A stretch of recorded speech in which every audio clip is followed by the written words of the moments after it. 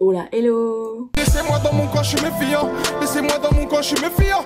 Laissez-moi dans mon coin, je suis méfiant. Laissez-moi dans mon coin, je suis méfiant. Je vous retrouve aujourd'hui après plus de presque un an en fait sans faire de vidéo. Je vous retrouve à l'iPhone parce que mon appareil photo n'est pas chargé, donc j'espère que la qualité sera quand même convenable. Je vous reprends aujourd'hui parce qu'en fait je voulais vous reparler du SOPK, mais je vais me maquiller en même temps parce que j'ai des choses à faire aujourd'hui. En fait je voulais parler un peu de l'avancée du SOPK, autant dire qu'il n'y en a pas des masses. Mais il y en a un petit peu quand même. En fait, j'ai été voir récemment un chirurgien esthétique. J'aurais voulu en fait avoir recours à une opération de chirurgie esthétique pour une augmentation mammaire.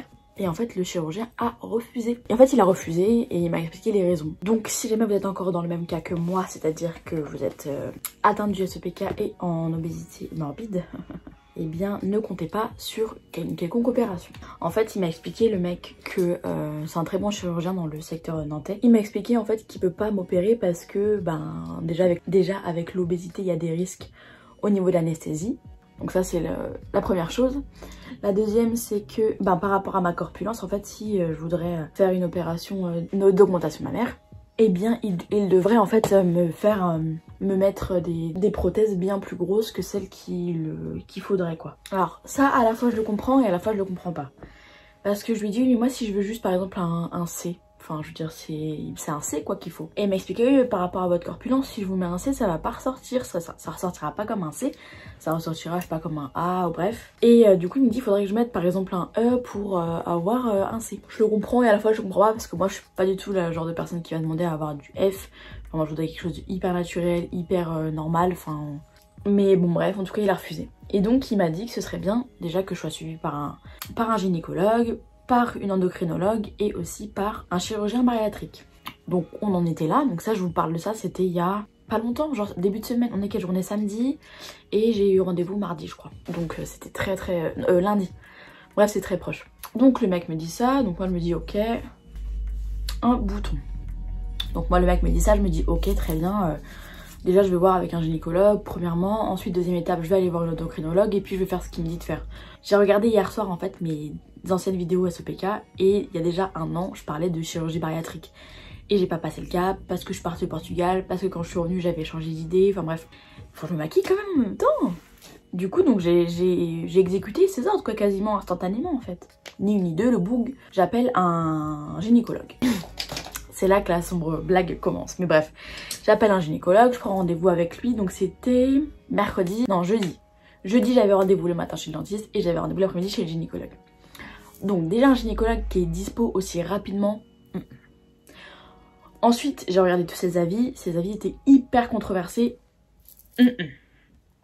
Moi, je me dis c'est pas grave, il travaille dans une polyclinique, je vais y aller. Faut que je fasse confiance à la médecine, faut que je fasse confiance aux professionnels, bref. En plus... tout le monde me dit mais attends quoi, t'es pas suivi par un gynécologue, mais t'as 25 ans, mais tu... Enfin c'est grave quoi, toutes les femmes en ont un et tout. Pas de souci. Moi tu me dis j'exécute. Je vais à son rendez-vous, jeudi, et je me pointe déjà au bureau de sa secrétaire pour lui dire que j'avais rendez-vous et tout. Elle me dit pourquoi vous êtes là? Je lui dis je sais pas, moi je viens voir un gynécologue quoi. Elle me dit oui mais quelle est la raison de votre rendez-vous? Je lui dis j'ai un dérèglement hormonal. Elle me dit et alors? Je dis écoutez, je sais pas, on m'a diagnostiqué un dérèglement hormonal. Je dis moi j'ai besoin de voir un gynécologue, basta quoi. Elle me dit non mais qui vous a diagnostiqué? Déjà toi t'es secrétaire la couse. J'ai rien contre les secrétaires habituellement, mais là toi t'es secrétaire. Tu veux m'apprendre quelque chose sur moi et t'es en train de me faire douter de qui m'a diagnostiqué. Je lui dis écoutez, j'ai rendez-vous avec le gynécologue, je sais pas pourquoi je suis là, mais j'ai un rendez-vous. Elle me dit bon si vous savez pas pourquoi vous êtes là. Bref, déjà la meuf est hyper conne et je me dis putain les putains d'avis qu'il y avait sur internet commence à s'avérer un peu vrai. Donc j'attends dans la salle d'attente, le gynéco il vient me chercher, hyper condescendant. Donc il me dit oui pourquoi vous êtes là, donc j'explique écoutez j'ai un dérèglement hormonal, j'ai le syndrome des ovaires polykystiques et j'aurais voulu voir avec vous en fait si vous aviez une solution pour moi, si vous avez des pistes à exploiter, si vous avez des trucs quoi. Et le bouc il me dit oh là là, déjà comme ça, oh là là, je suis hors de mon secteur déjà de compétences, moi je suis gynécologue, je suis pas spécialisée hormones, mais de toute façon c'est un syndrome qui guérit pas donc y a rien de spécial à faire, est-ce que vous voulez prendre une contraception? Je lui réponds que non. Il me dit ok, il me dit je peux rien faire pour vous quoi. Donc je savais d'avance que j'allais y aller pour rien, mais bon. Du coup bref, le boug il était hyper condescendant. Il m'a clairement fait comprendre que j'avais rien à foutre dans son cabinet et qu'il aurait pas pu m'aider de toute façon. Il m'a demandé si je voulais la pilule, je lui ai dit que non. Il m'a dit que de toute façon je pourrais pas avoir mes règles naturellement. Qu'est-ce qu'il m'a dit d'autre, ce trou du cul? Est-ce qu'il y a un désir de grossesse rapide? Je lui dis non. Il m'a dit ok, bah dans ce cas je peux vraiment pas vous aider en fait. Bah du coup ça a été très rapide. Je suis restée même à peine, même pas 10 minutes dans son cabinet. Et il m'a dit ça fera 30 €, merci. Du coup j'ai payé. Et quand je suis partie, il m'a redit ah mais un cheveu berk. Quand je suis partie, il m'a redit que de toute façon bah, il n'aurait rien à faire pour moi quoi. Enfin que c'était pas son domaine et qu'il savait même pas pourquoi j'avais pris rendez-vous. Donc c'était top. Donc voilà le business actuel. Heureusement. J'allais dire ça mais en vrai j'étais dévastée. Non c'était pas après son rendez-vous à lui, c'était après le chirurgien que j'étais dévastée. J'allais dire heureusement que j'ai pris un peu du poil de la bête et que j'en ai appris un peu dans le crâne, mais en fait non. Sincèrement, chaque fois que je vais à des rendez-vous médicaux, je ressors, je suis quand même en miettes à chaque fois. Je suis hyper triste et tout, bref. Du coup, j'ai pris rendez-vous avec une endocrino, différente de celle que je voyais avant qui m'avait... je m'étais mis le pinceau dans l'œil. Donc j'ai pris rendez-vous avec une endocrino qui est différente que celle de celle que je voyais avant, qui était elle catastrophique et qui m'avait dit des conneries, vous savez. Je vous réfère à ma vidéo sur l'incompétence médicale. Je m'avais dit que mon corps c'était une chaudière, bref. Sale pute. Du coup je vais en voir une nouvelle en janvier que je n'ai jamais vue et qui elle est spécialisée dans obésité, surpoids, diabète provoqués par des problèmes hormonaux. Donc des problèmes hormonaux. Du coup là j'ai rendez-vous en janvier, on verra bien ce que ça donne, donc c'est dans 2 mois parce que là on est fin novembre. Last but not least, je vais appeler les chirurgiens bariatriques qu'on m'a conseillé. Et je vais prendre rendez-vous avec eux pour passer à cette étape-là en fait. Parce que il y a déjà 1 an du coup par rapport à ma vidéo. Il y a déjà 1 an en fait je me référais déjà à ça. Je voulais déjà y passer. Parce que j'avais l'impression que c'était la seule solution. Et en fait là tous les professionnels de santé me renvoient vers ça. Peu importe que ce soit la bonne ou pas. C'est la seule solution qu'on me propose en fait. Du coup il y a un moment donné où je peux pas... me battre contre tous, je peux pas me battre contre la médecine, je peux pas me battre contre les professionnels. Enfin, je sais très bien que c'est ça va être hyper compliqué. Ça me fait terriblement peur. Du coup bref, on verra bien. Je peux pas me battre contre tout le monde quoi. Et puis je peux pas non plus rester là-dedans. Dans cette situation actuelle, c'est juste pas possible. Donc on va bien voir ce que la médecine a proposé à nouveau. Ça, j'en ai déjà parlé plein de fois sur ma chaîne, dans toutes les autres vidéos SOPK, mais le poids c'est quelque chose dont j'ai jamais réussi à me défaire. C'est quelque chose qui m'a toujours, pour rester poli, ronger la vie. Et j'ai pas envie en fait tout simplement d'aujourd'hui de me continuer à me flageller etc. Alors qu'il y a peut-être des solutions pour moi qui existent et que je pourrais peut-être juste me référer à ça. Mais en même temps c'est hyper terrifiant parce que c'est des choses qui après emmènent à un rythme de vie totalement différent. C'est la chirurgie bariatrique, je me suis super renseignée bien sûr sur le sujet. Et forcément déjà ils pratiquent plus l'anneau gastrique, du coup maintenant c'est uniquement sleeve et bypass. Ce qui fait peur c'est qu'après tu peux plus manger en quantité que tu souhaites, tu peux plus faire ce que tu veux. Tu vas au resto, ben c'est pas utile limite d'aller au restaurant puisque en fait tu peux pas manger à ta guise, tu ne peux pas boire et manger en même temps, tu perds énormément de poids, du coup la peau potentiellement elle est hyper distendue, enfin il y a 15 000 choses derrière qui me font plus peur encore même que l'opération. Mais bon, vous voyez bien que si c'est la seule chose que la médecine peut me proposer à l'heure actuelle pour résoudre mes problèmes, on va voir quoi. On va voir, on va essayer, je vais aller voir déjà premièrement le chirurgien, on va voir ce qu'il a à me dire. On va voir si j'ai confiance, s'il me met en confiance. Il y a plein de choses à voir, plein de choses à tester. S'il y a une suite, je vous tiendrai au courant. Je sais pas trop comment ça va se passer. Déjà je vais appeler juste après la pause déjeuner là. En ce moment je suis sur le petit bronzer de chez Beau Green Makeup. Franchement c'est super bien, il est super bien. Je sais pas, il est un peu lumineux mais pas vraiment. Il est vraiment super bien. Ils sont super bons. Bon, rien à voir, je change un petit peu de sujet, mais j'ai ma maman qui m'a abonnée en fait à la Beautiful Box. Du coup j'ai eu plein de box. Vous savez à chaque fois il y a la promo de genre une box, enfin un abonnement pris 8 box offertes. Limite. Du coup j'ai eu plein de produits bio, vegan, bon pour la santé, sans perturbateur endocrinien, bref j'ai eu plein de produits.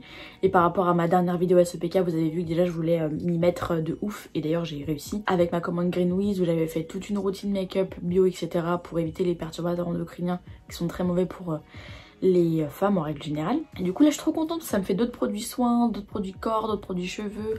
J'ai quelques produits make-up dedans qui peuvent être hyper bien, donc bref Je suis hyper contente en fait. Et bah notamment aussi j'avais eu celle-ci, la bébé crème de chez Cultive. C'est la best que j'ai jamais testée de ma vie, donc celle que j'ai mis là. Et j'aime trop parce qu'elle me tient le teint mat toute la journée. Mon visage ne graisse pas, elle ne se déplace pas, elle sèche parce que quand je l'applique, par exemple, je l'applique vraiment zone par zone. Quand je fais un côté, si je vais en mettre un peu partout et après estomper, ça marche pas parce qu'elle commence à sécher d'un côté, donc c'est une catastrophe. Donc il faut vraiment l'appliquer zone par zone, mais elle est vraiment hyper bien. Je sais pas du tout quel est le prix de cette bébé crème, mais je sais sûr que je me la rachèterai. Sinon, où j'en suis actuellement par rapport à la gestion du stress notamment, parce que vous savez très bien si vous avez suivi mes autres vidéos ou si vous êtes atteinte vous-même de ce syndrome, que la gestion du stress est juste un point absolument capital dans tout ça. Et ben c'est catastrophique. C'est actuellement complètement catastrophique. C'est la pire chose que j'ai jamais réussi à faire. Catastrophique. Je n'ai pas de terme. Je me laisse carrément submerger par mes émotions. Je suis tout le temps en stress. Je dors excessivement mal et c'est hyper important le cycle du sommeil avec ce syndrome. En fait, c'est hyper important de bien dormir, au moins 7 à 8 heures par nuit. Donc là, c'était carrément pas ça non plus. Donc catastrophe, vraiment. C'est pour ça que là, j'ai vu mon médecin qui m'a conseillé certaines choses. Mais premièrement, déjà de me faire suivre par quelqu'un. Outre la relaxation qu'on m'a déjà conseillé, les compléments alimentaires, la mélatonine... Beaucoup de choses à prendre, beaucoup de compléments alimentaires toujours à consommer. En ce moment je prends quoi? Ah oui, si. On est quand même sur une nouveauté parce que par rapport à ça, par rapport aux compléments alimentaires, j'ai un peu changé. Je prends plus les mêmes que je prenais avant. En ce moment je prends de l'inositol. Donc je pense que toutes celles qui ont SOPK doivent connaître normalement. L'inositol en fait c'est un peu le même concept que la metformine. La metformine étant un médicament prescrit par des médecins et l'inositol étant un complément alimentaire. Du coup, en m'étant renseignée à maintes et maintes reprises sur des blogs, sur des vidéos YouTube, sur des groupes Instagram, des associations SOPK, bref sur tout ça, l'inositol revenait tout le temps. J'en ai acheté sur quel site? Un site allemand. Ouais du coup bref c'est un site allemand, je vous mettrai le nom à l'écran si je le retrouve normalement. J'en ai pris pour 3 mois pour l'instant, mais franchement c'est la première fois où j'arrive pas à me tenir à un complément alimentaire. Le grammage recommandé c'est de 3 gélules par jour.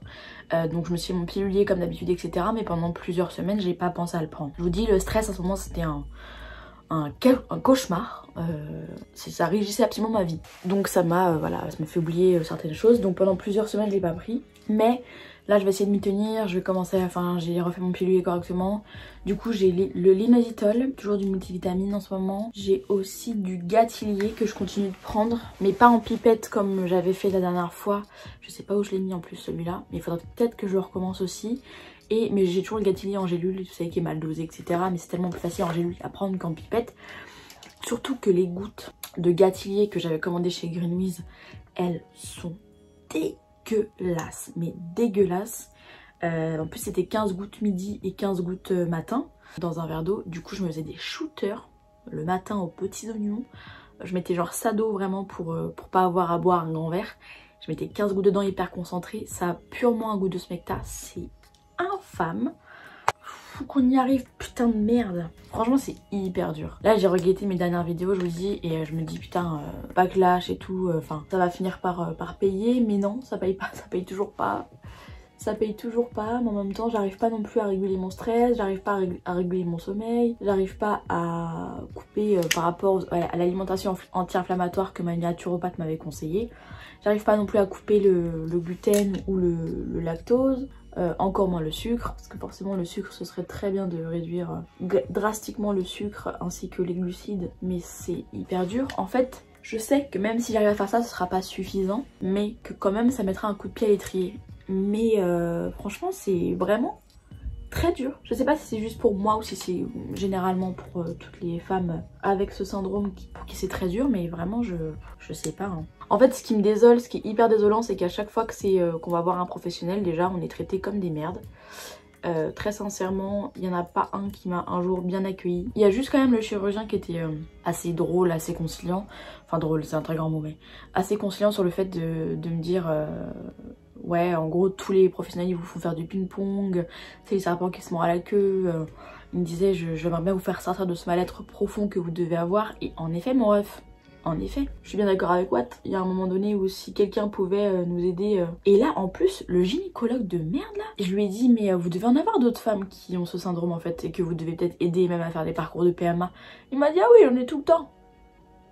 Je dis, mais vous en avez tout le temps, vous savez que ce syndrome existe. Tout le monde le sait, que c'est genre une femme sur 7, il me semble, maintenant. Mais personne ne peut rien faire. Il me dit, mais non, mais il me dit, vous comprenez pas, on guérit pas.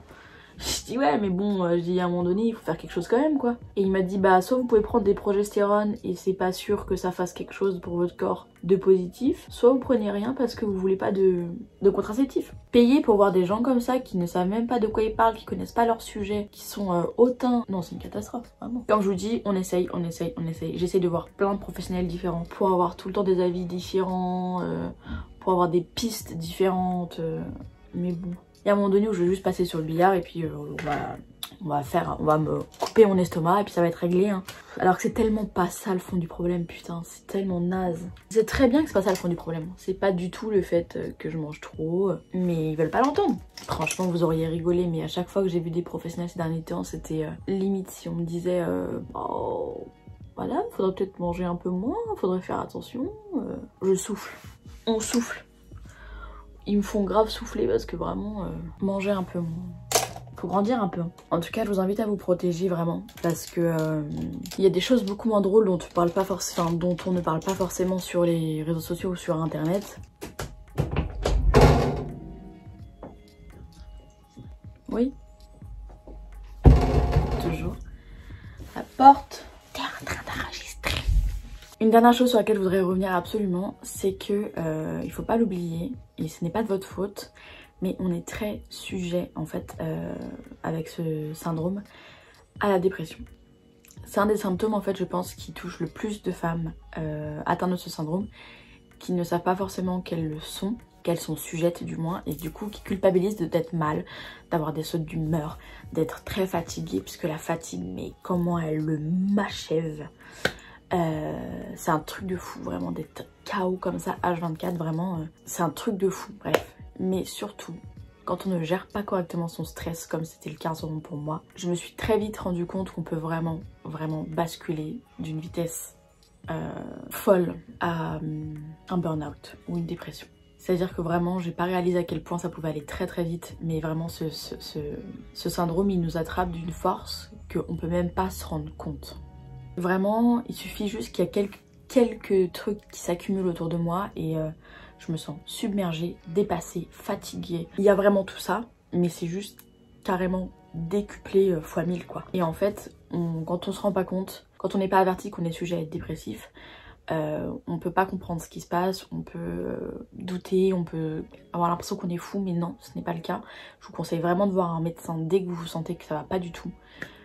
Voilà, moi j'ai récemment pas eu le choix, j'ai été voir mon médecin, je lui ai dit que ça n'allait pas, je lui ai expliqué les faits, elle m'a dit qu'il fallait jouer à quelqu'un, elle m'a proposé des antidépresseurs que j'ai préféré refuser parce que je sais maintenant pourquoi je suis comme ça, faut que je travaille sur le sujet, faut que je fasse attention à ce que je fais, à de qui je m'entoure, de quoi je parle, enfin faut que je fasse attention en fait à moi. Donc je vous conseille vraiment de faire attention à vous en fait, on s'en fout des gens, on s'en fout de ce qu'ils pensent, vraiment leur avis. Ceux qui ne connaissent rien et ceux qui ont toujours la gueule grand ouverte, et ben on s'en bat les couilles. En tout cas je vous invite vraiment à faire gaffe, à pas vous faire du mal, à pas laisser les choses aller jusqu'au fait que vous ayez des idées noires. C'est pas utile, ça va vous faire plus de mal qu'autre chose. Dès que vous sentez quelque chose qui va pas, vous appelez le docteur et voilà. Vraiment ne restez pas tout seul, ne faites pas cette erreur. Bon, je pense que je vous ai à peu près tout dit, bien qu'il y a plein de choses sûrement que j'ai dû oublier. C'était juste pour vous, voilà, vous remettre au fait de l'incohérence, de l'incompétence, de l'errance, tout ce qui finit en anse médicale. Et je pense que je vous ferai une vidéo ou un vlog ou quelque chose si je passe à tout ce qui va être opération bariatrique, etc. Franchement, j'aurais jamais cru arriver à ce stade-là dans ma vie, que de devoir remettre mon corps au médecin pour maigrir. C'est vraiment quelque chose que je trouve... attention, warning, quelque chose que je trouve honteux, mais pas honteux dans le sens où je devrais avoir honte, ou ceux qui l'ont déjà fait devraient avoir honte, pas du tout. Mais honteux dans le sens où je me dis putain, je suis pas capable de le faire toute seule en fait. Et carrément, des médecins qui vont devoir faire pour moi quoi. C'est ça que je trouve ridicule, je trouve ça... que voulez-vous, c'est la vie. Et voilà. Et bah j'espère que cette vidéo vous aura plu, que ça vous aura peut-être fait marrer, hein, les débilités des médecins. Et je vous dis vraiment à bientôt dans une prochaine vidéo. Prenez soin de vous, faites attention vraiment à vous et c'est tout. Bye bye.